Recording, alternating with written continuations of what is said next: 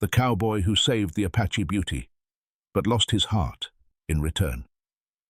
The sun hadn't quite broken the spine of the mountains yet, just a grey blush across the sky and a low fog crawling like ghosts over the dry Wyoming plains. A single figure moved slow beneath it, tall, lean, quiet, his boots brushing dew from prairie grass. Dust still clung to his coat from last night's storm. The silence was so deep, even the crows hadn't found their voice. Silas Boone didn't speak much, hadn't in years. He kept to his land, rode his fence lines, and let the rest of the world rust behind him. Some said he'd buried a wife. Others whispered it was a brother. Didn't matter now. Grief has a way of hollowing a man until the wind can live in him. He paused at the edge of the east pasture. Something was wrong. A fence post had split, broken clean like it had been rammed. The wire was tangled, curled like it had been clawed, and a few yards ahead, lying face down near the edge of the watering ditch, a girl, still, small, barefoot. Silas didn't move for a full minute. She couldn't have been more than 18, maybe younger. Long black hair like crow feathers stuck to her cheek. Her dress, torn, her hands, scraped. A long gash ran down her calf. Dried blood caked in the dirt. She wasn't dead. Not yet. Her back rose, barely. Silas looked behind him, then to the tree line. No horses, no wagon tracks, no one in sight. He knelt down slow. His voice cracked, unused. "Miss?" She flinched at the sound. Her fingers curled into the grass, but she didn't look at him, didn't speak. Apache, he guessed. By her skin, her hair, the bones of her face. He reached gently, hand near her shoulder. She jerked back, not away from pain, away from him. That reaction, it wasn't random. It was learned, rehearsed, fear practiced like prayer. Silas sat back on his heels, stared at her a long while. He didn't know her name, didn't know her story, but the way she trembled in the dirt, something told him if he left now she'd be gone by noon. He took off his coat and laid it beside her. Not on her. Just there. Then he said nothing. Waited. Wind stirred the grass. A hawk called out somewhere far. The girl didn't take the coat, but her fingers touched its edge. Silas stood, looked once toward the road home, then back to her. This wasn't the kind of trouble a man went looking for, but sometimes it finds you anyway. He reached for her again. This time, she didn't flinch. Silas didn't carry her.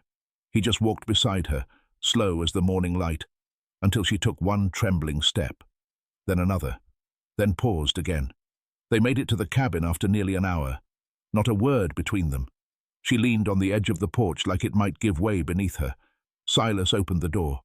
Didn't ask her to enter, just left it open. She stood in the doorway a long while, like a ghost deciding whether to haunt a place or not. Inside, everything smelled of cedar and tobacco. Simple, clean. A kettle hissed on the stove, half filled with last night's water. He poured it into a chipped bowl, laid a cloth beside it, and left it on the table. She stared, still said nothing. Her eyes weren't just scared. They were old, like she'd seen things she hadn't told her own shadow about. Silas glanced at the scar down her leg. It had split again on the walk. Blood trailed down her ankle. He took out his small tin of salve and walked over. Slow, not close. Sat on the floor and held it up in his palm like an offering. She looked down, looked away, but after a long breath she took it from him. Didn't speak, didn't thank. Just, he nodded. She cleaned herself quietly, face unreadable. He turned away, gave her space, poked the fire, pretended not to notice how her hands shook. She ate only a few bites of the beans he set down, slept sitting upright near the fire, knees to her chest, his coat still around her shoulders. Silas watched from the far corner and tried not to remember. But memory's a thief. And that night, it came back. A girl with blonde braids once sat where she did. 15, lost, pregnant, fleeing a stepfather with a sheriff's badge. She'd knocked on his door in winter. He'd helped, hid her, fed her. 2 weeks later, they'd found her body downstream, weighted by stone. That guilt never left, just hardened like frost on glass. Now here she was, another runaway, another choice, and he wasn't sure if it was redemption or repetition. Logic told him, ride to town, drop her at the mission, walk away. But the way she curled into herself, even in sleep, like she was trying to disappear inside her own skin. No one had protected her, not once. Silas stood at the window and stared into the darkness outside. This wasn't his fight. This wasn't his burden.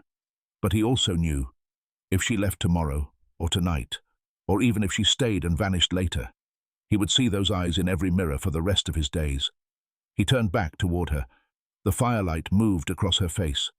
Calm, for the first time. That's when he knew. He'd already made the choice. 3 days passed. The girl still hadn't spoken.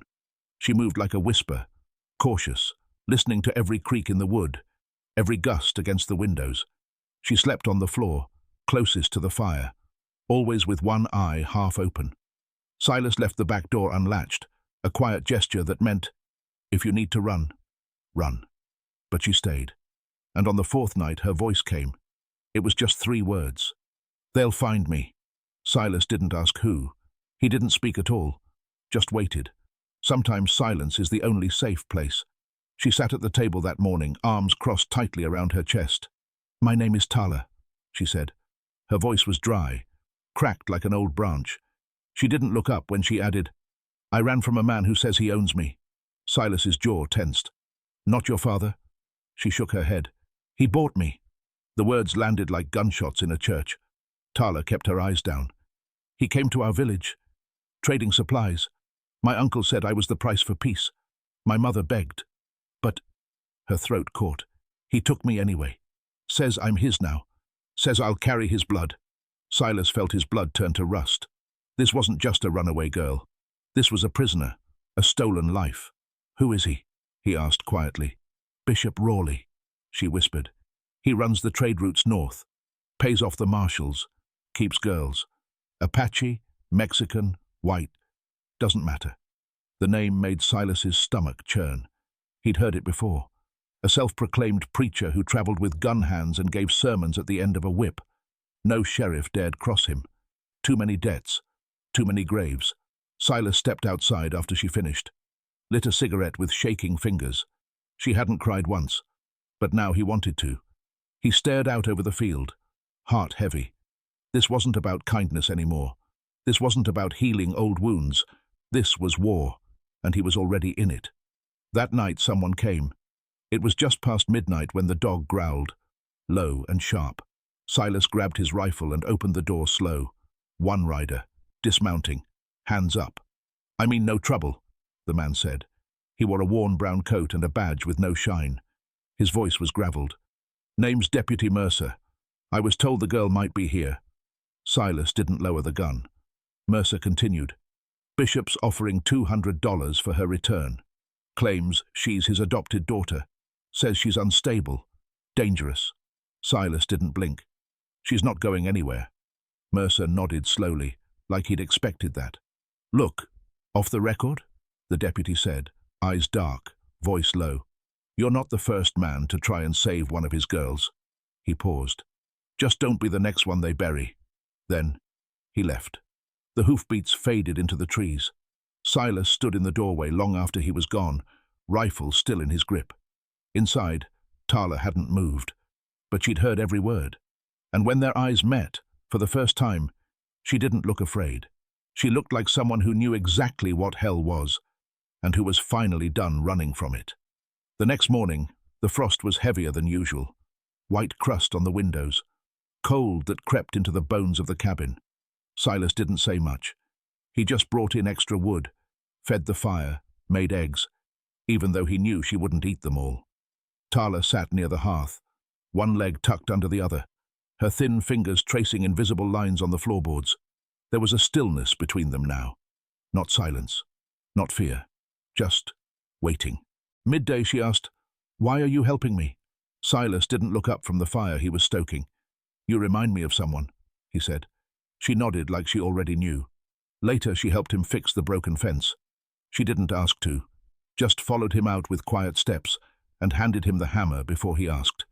He noticed how she scanned the tree line every few minutes, how her hands stayed close to her waist, like ready to run. They branded me, she said suddenly. Silas turned, stunned.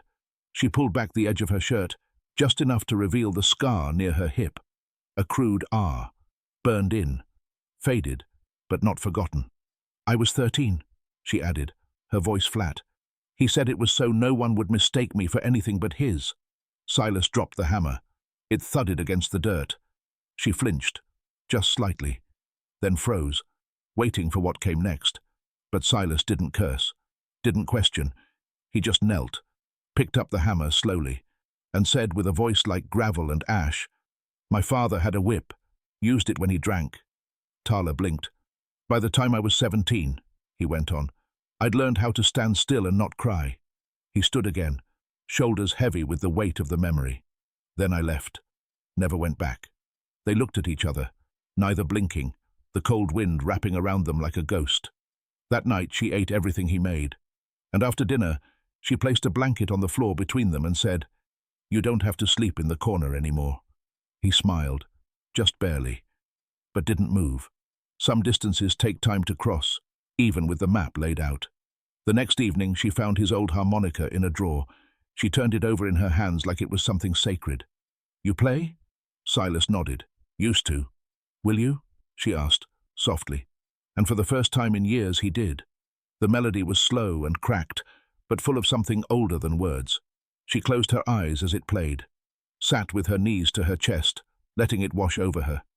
When he stopped, there was a long silence. Then she said, "You don't talk much, but you don't have to."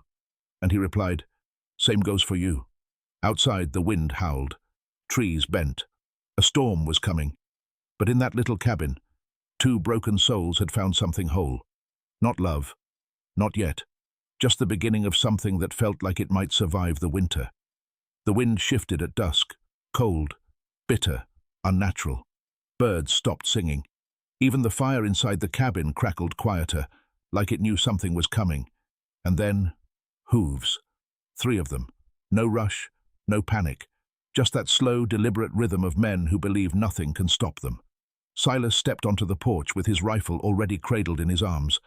They dismounted just outside the fence line, boots crunching frost, long coats brushing the grass. The tallest one stepped forward, clean-shaven, pale, dressed like a preacher, but walked like a butcher. "Mr. Boone," he called out with a crooked smile. "Isn't this a quiet place for a man to forget the world?" Silas didn't reply, didn't move. The man continued, "My name's Bishop Rawley. You have something of mine." Behind him, one of the others spat tobacco into the dirt. The third loosened his coat, just enough to flash the pistol inside. Silas's grip on the rifle didn't change. "She's not yours," he said flatly. Rawley sighed, stepping closer. "Look, Cowboy, I'm not here for blood. I'm here for what's mine. The girl's confused. That's all. Ran off during a trade stop. She's under my protection." He paused, smiled again. "Come to your senses. Give her back. And we all ride away." Behind Silas, Tala appeared in the cabin doorway. Eyes wide, body still, but her voice carried like thunder.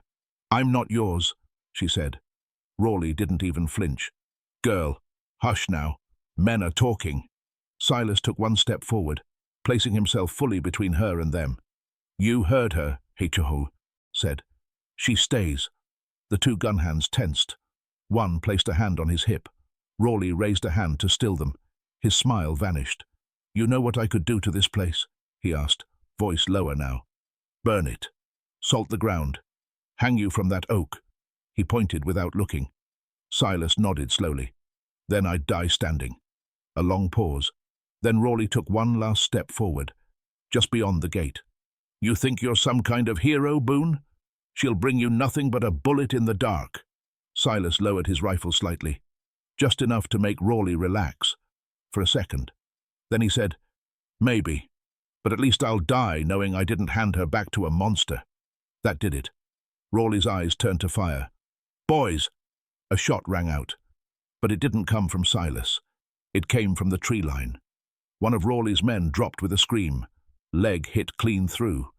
The second turned, but another shot cracked through the branches, grazing his shoulder. He fell back, cursing. From the woods, a voice shouted, "Drop it, all of you!"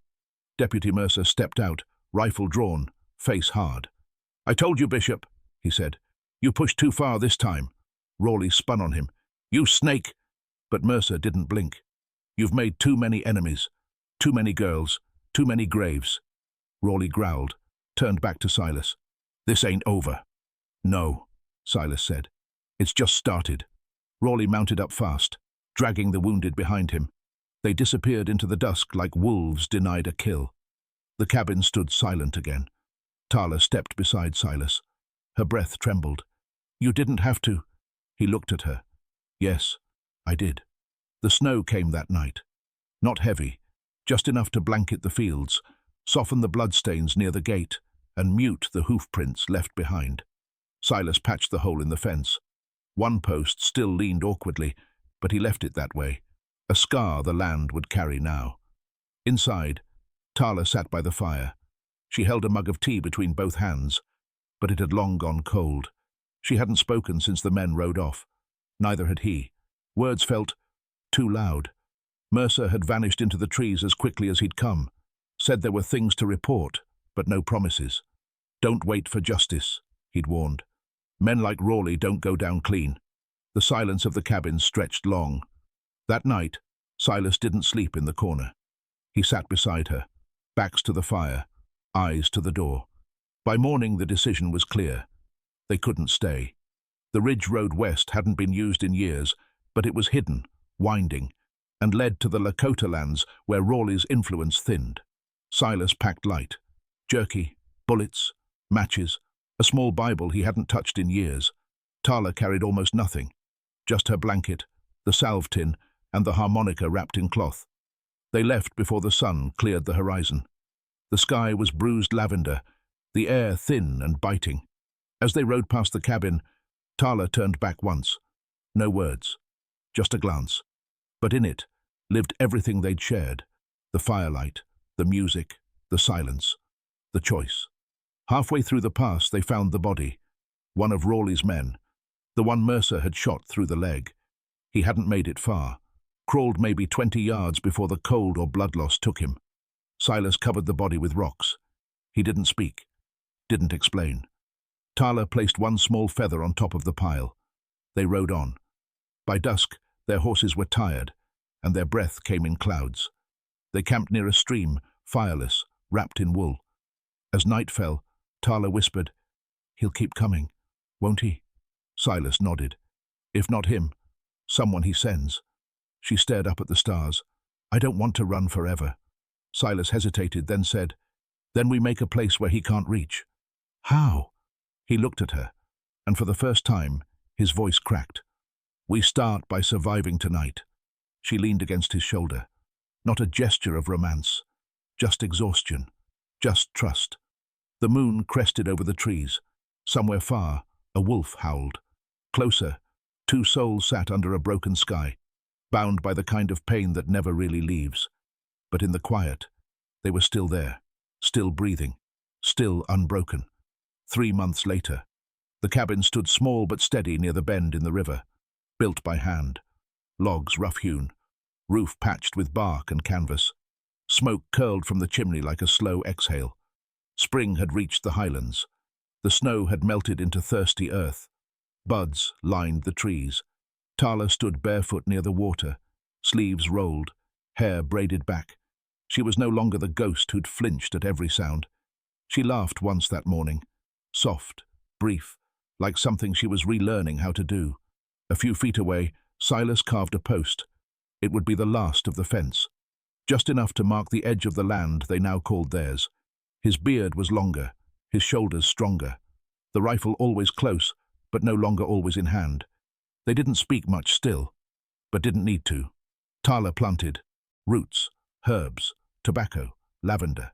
Silas hunted, fixed things, watched the skies. Each night they shared firelight and silence. Once, Tala showed him how to knot a leather strap the Apache way. Another night, he taught her how to fire the rifle steady, not in anger, but in resolve. One afternoon, a hawk landed near the porch. Tala watched it for a long time before saying, "I used to think I was like that, alone, meant to fly." Silas said nothing. Then she added, "But maybe not all wings are meant for leaving." She reached into her satchel. pulled out something wrapped in cloth, the harmonica. She placed it in his hand. "Play," she said. And he did. The melody drifted through the pines. Not sad, not bright, just alive. That night, as the stars came out, Silas found her asleep by the fire. Her blanket had slipped. He pulled it gently up to her shoulders, his fingers brushing the old scar near her hip. She didn't stir. Outside, the wind was quiet. No hoofbeats, no threats, just the sound of river and pine. Silas stepped outside and looked out across the dark hills. He lit a cigarette and exhaled slow. He'd saved her, but he knew the truth now. She'd saved him too.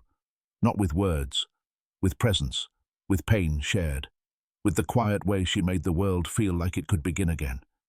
He touched the scar on his own hand, the one from fixing the broken roof that first week they'd arrived. A scar from building something, a good scar. From inside the cabin, her voice rose, half asleep. "Come back in, Silas." And he did. Some men ride to outrun their ghosts, but Silas Boone built a home where his finally stopped following.